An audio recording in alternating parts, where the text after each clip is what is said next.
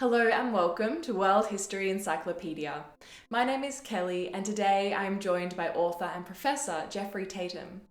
Jeff is the Professor of Classics at Victoria University of Wellington in New Zealand, and his research focuses on the literature and history of the Roman Republic and the circumstances of imperial Greek literature with a specific focus on Plutarch. Today, though, we are going to be discussing his new book, A Noble Ruin: Mark Antony, Civil War, and the Collapse of the Roman Republic, published by Oxford University Press.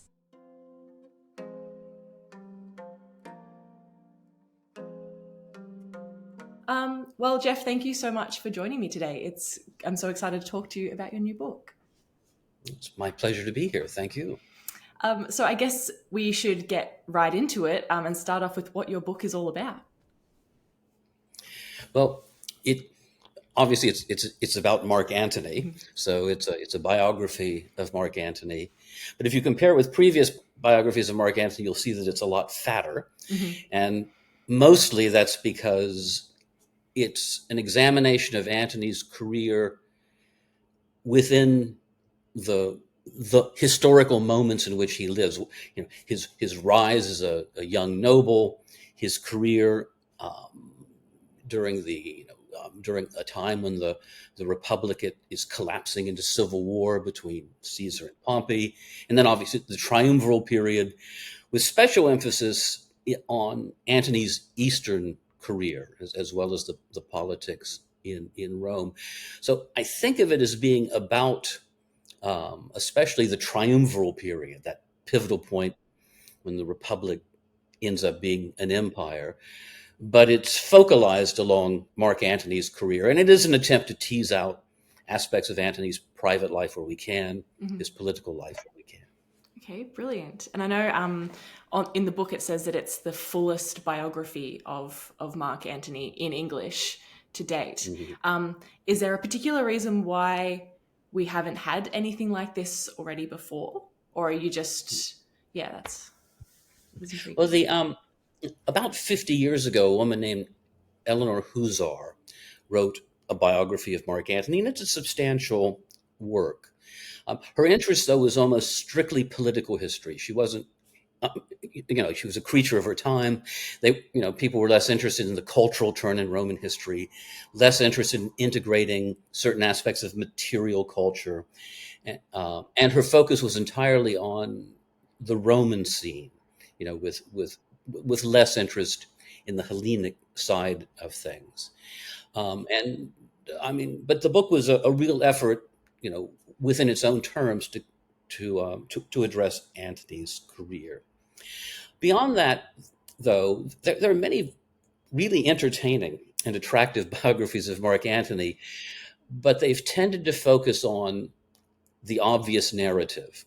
They sort of rush to getting Antony to be consul, death of Julius Caesar, all of those sorts of things, his conflict with Cicero, his conflict with Octavian, and of course, a great deal of interest on his relationship with Cleopatra. So they focus on, our sources tend to focus on that, our literary ones, and they focus on that too, which is not to say they don't have great observations to make about all of these, but they're more interested in that narrative line than the universe around that narrative line, at least in my view. Okay. So you mentioned now both the literary but also the objects. Have you incorporated archaeological history in this as well? So have you learned about Mark Antony through the archaeology as well as literature? Well, less about archaeological remains, in the sense of foundations of cities and that sort of thing, but I'm heavily reliant on inscriptions from the Eastern Mediterranean world, which many of which I don't think have been incorporated into a biographical treatment of Antony. We learn things that simply aren't in our literary sources. And I've been especially indebted, I'm not the first person to be indebted in this way, but I'm especially indebted to the numismatic evidence that we have. We can sometimes see Antony moving around and doing various things in various cities, which are entirely ignored by our literary sources. And we can tease out the kinds of things he's doing when he claims to be the new Dionysus and whatnot in the imagery of his coins in a way that we can't tease it out in the literary sources, which acknowledge that but tend to go tut tut tut. Isn't that objectionable? Right. So bringing in these kinds of evidence sort of brings it beyond the political lens that previous biographies have I focused hope on. so. I hope it does. Mhm. Our literary sources, all literary sources, have an agenda. Plutarch's account of Antony wants to make you a better person. Cicero's accounts of Antony want to tell you that he was a horrible person, and other historical narratives in the ancient world want to focus on his failure over against Octavian. Making the point that the better man won. And so they're less interested in how Antony projects his majesty to people in the Eastern Mediterranean world, and the way in which he exhibits himself with his wife Octavia as a formidable political pair who help to hold things together. They're less interested in those kinds of issues, and so we can see evidence for these things. I mean, we have to do some work because a coin doesn't tell us what it means, but we can see evidence for these kinds of things in this kind of material. Likewise, with inscriptions, we can see Antony being celebrated in games in Athens, celebrations which aren't at all discussed in our literary sources because they're not interested in that sort of thing. Intriguing. And so, would you say that you've written this book because you wanted to bring this all together, or is there another reason why you decided to write a book like this? Well, from my student days, I think, like everyone who becomes a Roman historian, I was very engaged with the triumviral period, but at the same time, a little intimidated by Ronald Syme's, masterly treatment of this period. But I never stopped thinking about it. I think, like most classicists, I've been engaged with Mark Antony. Everybody has an opinion about Mark Antony. They admire him for his glamour. They disapprove of him for his lubriciousness. Whatever it is, everybody has feelings about Antony, and I'm no different from anyone else. And when I was encouraged by some colleagues to try and do something with Antony in this period, one of the things I wanted to do was devote more attention to his Eastern identity. Um, and to try and make the point that that Eastern identity is not siloed off from his identity in Rome, that these two halves of the world communicate, they contact each other, they're less alien to one another than we sometimes suggest. So, in terms of why did I write the book, a long-standing interest that I finally felt I could indulge, and then my real fascination with this Eastern material, which is a material I only really started thinking about a lot when I started writing this book. How brilliant. Do you think you could tell us a little bit about this Eastern identity and the difference between this and sort of the general identity that we're probably more familiar with? Yeah, well, in our sources and in most accounts, we think of Antony as someone who goes to the East and succumbs to Orientalism. He postures as a god, he indulges himself in banquets, and he has a liaison with Cleopatra, and that's very, very un-Roman, so we're told. But in the Hellenistic East, majesty and political power are conveyed by a luxurious setting, by banqueting. That's one of the jobs of kings and queens.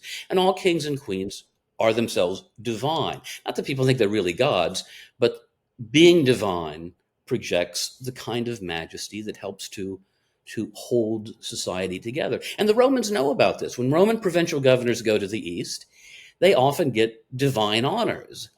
In Athens, before he lost to Mark Antony at Philippi, Brutus, the noblest Roman of them all, received divine honors. Romans know this; they're familiar with it, and they understand it as a vital aspect of political communication in the East. So many of the things that Antony does that Octavian will insist are objectionable. Well, they are objectionable if you lived in Rome in the third century BC or something like that. But most people get that this is what you do, but that doesn't mean you can't spin it and make it look bad. And I think for a long time we've been a little susceptible to Octavian's spin on this sort of Mm. Eastern behavior. Intriguing. And so a lot of this information came from inscriptions that you've. And also there are very, very good, very, very serious scholars unpacking the way in which Hellenistic kings govern their kingdoms and communicate with cities. I'm fortunate that I come, you know, at the at a moment when, for the last 20 years or so, superb scholars have unpacked Hellenistic cultures in a way that wasn't available to someone like Eleanor Huzar. So I could take advantage of. That sounds a little transactional. I could benefit from their very, very good work and try to fold it into Antony's story. How brilliant. And so while you were doing that, did anything jump out at you that you were perhaps surprised about? Like, did anything surprise you despite having this sort of long sort of fascination with this figure and the history? Well, I think the thing that I suppose I knew but didn't know um, is in working on Antony's career in the East, organizing provinces, dealing with cities, principalities, and others. Um, I didn't really have an appreciation of the sheer amount of work involved. Again, we think of Antony as all fun and games, and there were fun and games, but the sheer amount of work involved in regulating this part of the world militarily, in terms of justice, administration of policy, extracting money for Rome. I hadn't really, I hadn't really internalized just how challenging this is. I should have done, because we now, for the last 25 or 30 years, we've been very aware of how hard Roman emperors have to work to manage all of these things, and we've understood how hard Hellenistic kings work. But I myself, I'd never really put Antony into that same category. But of course, for a decade of his life, he was the master of the Eastern Mediterranean world and doing all of this work. Intriguing. Would you say it's because he just doesn't have that sort of moniker, or he's not king in a sense of these other kings, that just didn't really come together until I you were think putting that's, this together? he's not a king, so we don't press our king button. He's not an emperor, because he lost, and so we don't press that button.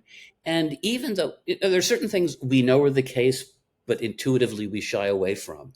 And every ancient historian knows that Antony was competent, well educated, and fits nicely into what we expect of the Roman nobility. We know that, but intuitively, we can't not be affected by Cicero's rhetoric, and we can't not be affected by the propaganda war of the 30s. We can't not be affected by Shakespeare.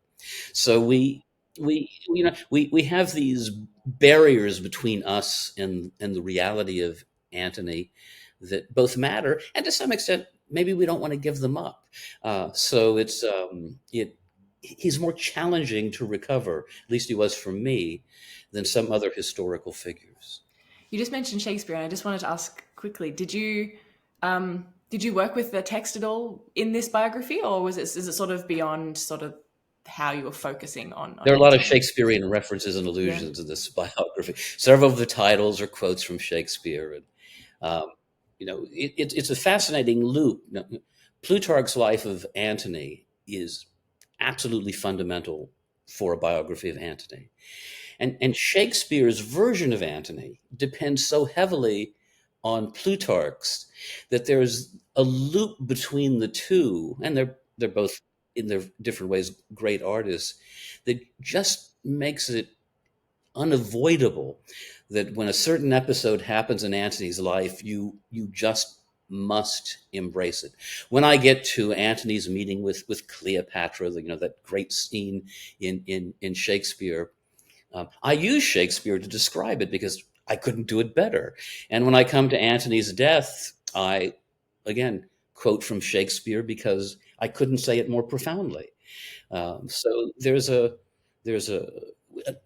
ineffaceable cultural dialogue, but also there's a desire to see how this great poet understood this fascinating life. Yeah, and I guess it's probably important to highlight Antony throughout history, since you are drawing on so many different pieces of lit through, 2000 years.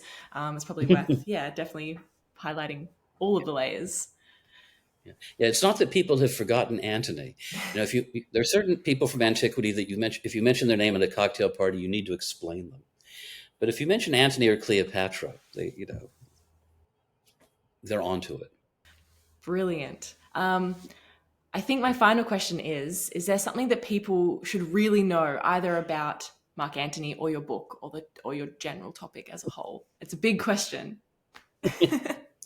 Well, from a purely academic point of view, what I would like people to get out of this book is the way in which the various facets of Greco-Roman antiquity we talk about have to be integrated in order to understand even political history, how literature, material culture, our cultural understanding of how Roman politicians behave, all of this has to come together. The classics is an integrated discipline, not a bunch of not a subset of enterprises that are going their own way. That's the academic side of it.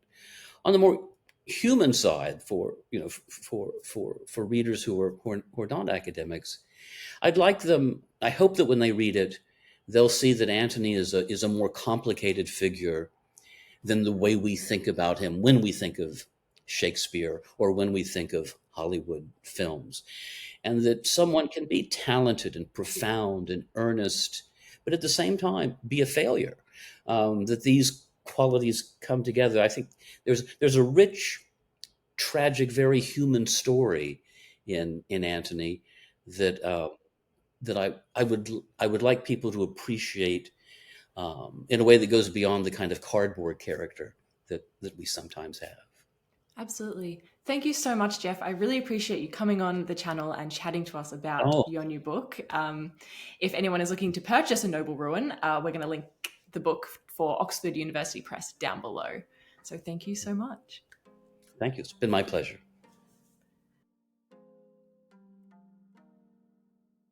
This video is brought to you by World History Encyclopedia. For more great articles and interactive content, head to our website via the link below.